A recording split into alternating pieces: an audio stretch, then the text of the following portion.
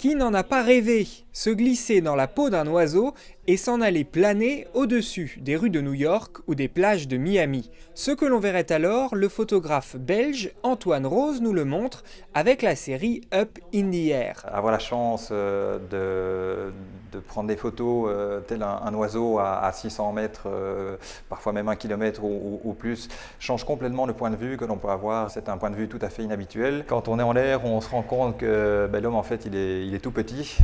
À peine après avoir décollé, on se rend compte qu'en fait on est un petit point microscopique. La série Up in the Air est née en 2002 au Brésil. À l'époque, Antoine Rose, passionné de sport nautique, est photographe pour la Coupe du Monde de kitesurf. Les premiers clichés sont pris au-dessus des plages de Copacabana.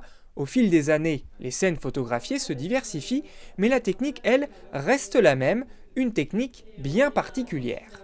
La photo aérienne plus traditionnelle est souvent prise d'une manière oblique. C'est vrai que moi ce qui m'intéressait pour accentuer aussi le côté abstrait, c'est d'avoir des prises de vue totalement verticales, donc qui nécessitent effectivement une technique un peu inhabituelle où je prends des photos à l'extérieur d'un hélicoptère en essayant vraiment de cadrer d'une manière totalement verticale en ayant absolument le champ libre et quasiment, je ne vais pas dire à 360 degrés, mais avec beaucoup de flexibilité qui renforce un petit peu le côté minimaliste de la scène photographiée.